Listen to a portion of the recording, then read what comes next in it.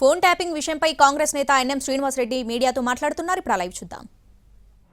ఎవరి ఒత్తిడితోటి phone tapping చేసిండ్రో, ఎవరు సూచన ఇస్తే ఫోన్ ట్యాపింగ్ చేసిండ్రో, ఎవరు రిక్వెస్ట్ చేస్తే హైదరాబాద్ లో ఉన్న అధికారులు ట్యాప్ చేసిండ్రో, లేదు వివిధ జిల్లాలలో సర్వర్లు పెట్టుకొని అక్కడ లోకల్ గా ఉన్న పారిశ్రామికవేత్తలను, బంగారు వర్తకులను, డబ్బున్న వాళ్లను, రియల్ ఎస్టేట్ లావాదేవీలు చేసే వాళ్లను, వీళ్ళందరినీ కూడా వాయిస్ విని వాళ్లతోటి లావాదేవీలు చేసిండ్రో, ఇవన్నీ కూడా తెలంగాణ సమాజానికి తెలియాలి అని చెప్పి నేను డీజీపీ గారిని కోరుకుంటా ఉన్నా. కేవలం హైదరాబాద్ బేస్డ్ గా మీరు ఇన్వెస్టిగేషన్ చేస్తే లక్షలాది మంది బాధితులు జిల్లాల్లో ఉన్నారు. అక్కడ కూడా మీరు ప్రతి జిల్లాలో కూడా దీనికి ఒక ప్రత్యేక సెల్ ఏర్పాటు చేయాలి. బాధితులు ఫిర్యాదు చేస్తారు. ఎవరి మీదైతే ఫిర్యాదు చేస్తుండ్రో వాళ్ళు రాష్ట్ర ముఖ్యమంత్రి అయినా సరే, కానిస్టేబుల్ అయినా సరే, వాళ్ళ మీద సమగ్రమైన కూలంకషమైన విచారణ జరగాలని చెప్పి మేము డీజీపీ గారిని కోరుతా ఉన్నా. భవిష్యత్తులో ఇటువంటి ఫోన్ ట్యాపింగ్ కు ఏ ప్రభుత్వం గాని, ఏ పోలీస్ అధికారి గాని పాల్పడకుండా ఉండేటట్లుగా మీరు విచారణ చేసి దోషులను శిక్షించాలి, కటకటాల వెనక్కి తీసుకెళ్లాలి అని చెప్పి వారిని రిక్వెస్ట్ చేసిన. ఇంకొక ప్రధానమైన విషయం, గతంలో ఇంటెలిజెన్స్ గేదరింగ్ ఉండేది, అది హ్యూమన్ ఇంటెలిజెన్స్. కానీ ఇప్పుడు అధునాతనమైన టెక్నాలజీ వచ్చింది. భారత ప్రభుత్వ పర్మిషన్ లేకుండా ఇజ్రాయెల్ నుంచి, రష్యా నుంచి అధునాతనమైన ఇన్స్ట్రుమెంట్స్ తీసుకొచ్చి రాజకీయ నాయకులు, బిజినెస్ మెన్ల ఇండ్ల చుట్టుముట్టు మోహరించి ఏ అనుమతి లేకుండా వినడం అనేది చట్టరీత్యా నేరం. టెలికమ్యూనికేషన్స్ బిల్లు మొన్ననే పార్లమెంట్ లో ప్రవేశపెట్టడం జరిగింది. అందులో కూడా ఇటువంటి చట్ట వ్యతిరేక కార్యక్రమాలు ఎవరు చేసినా సరే కఠినమైన శిక్ష దాంట్లో ఉంది. ఏ చట్టం కూడా ఒప్పుకోదు అనాథరైజ్ టెలిఫోన్ ట్యాపింగ్.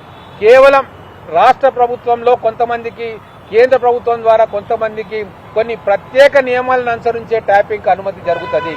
వాటన్నిటిని తుంగలో తొక్కి ఇష్టమున్న వాళ్ల పేర్లు దాంట్లో ఎక్కించిండ్రు.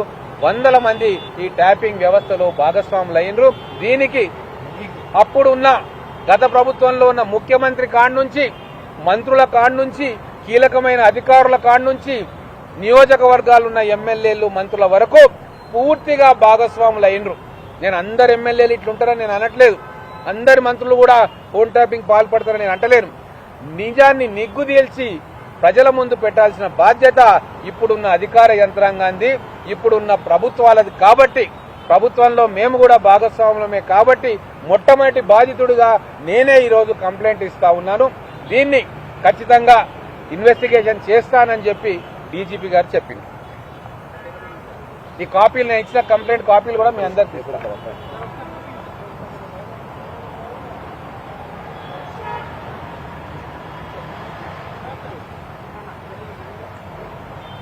ఇంకొక విషయం,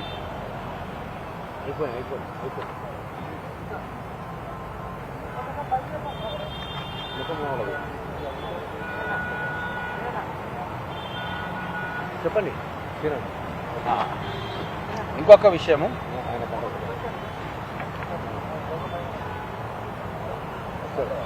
నేను మీ ద్వారా,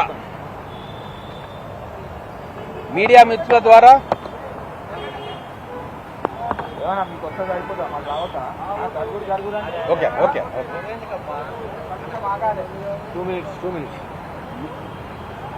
నేను మీడియా మిత్రుల ద్వారా తెలంగాణ ప్రజలకు కూడా ఒక విజ్ఞప్తి చేయదలుచుకున్నా.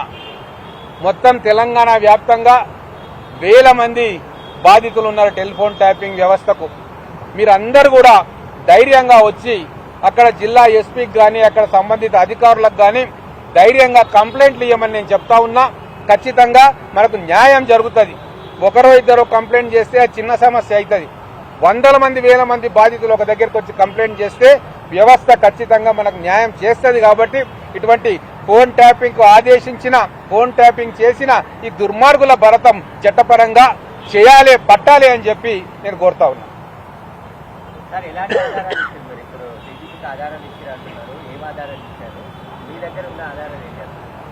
అవన్నీ కూడా బయటికి ఇప్పుడే రావాల్సిన అవసరం లేదు. వాళ్ళు ఎట్లా ఇన్వెస్టిగేషన్ చేయొచ్చో వాళ్ళకు ఇచ్చాను సూచనలు. వాళ్ళకి తెలుసు ఇప్పుడు జరుగుతున్న విషయం అంతా కూడా డీజీపీ గారికి పూర్తిగా తెలుసు. మేము చెప్పిన దానికి వాళ్ళు ఏకీభవించారు. ఆ ప్రకారంగానే ఇన్వెస్టిగేషన్ చేస్తామని చెప్పి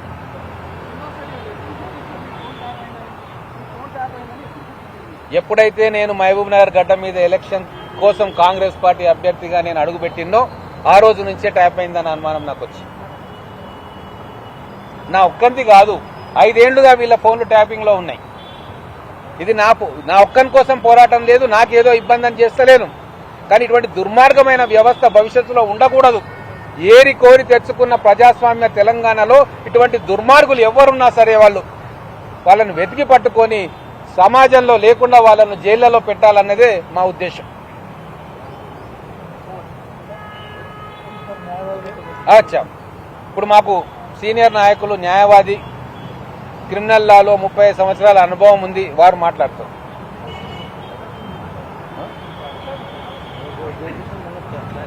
ఎన్పి వెంకటేష్ గారు సీనియర్ న్యాయవాది, క్రిమినల్ అడ్వకేటు, మహబూబ్ నగర్ లో అప్పుడున్న మాజీ మంత్రి గారి దాష్టికాలకు బలైన వ్యక్తి.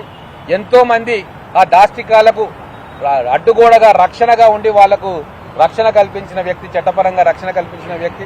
అలాగే ఇక్కడ వినోద్ కుమార్ గారు రాష్ట్ర జనరల్ సెక్రటరీ, వీరు కాంగ్రెస్ పార్టీకి. వీరి మీద కూడా దాడి జరిగింది, వీరి భూములను కబ్జా చేసుకున్నారు. వారు కూడా ఈ దాష్టికానికి ప్రత్యక్ష సాక్షి. నేను మాట్లాడితే ఉన్న క్లాష్ అయిపోతుంది. చలో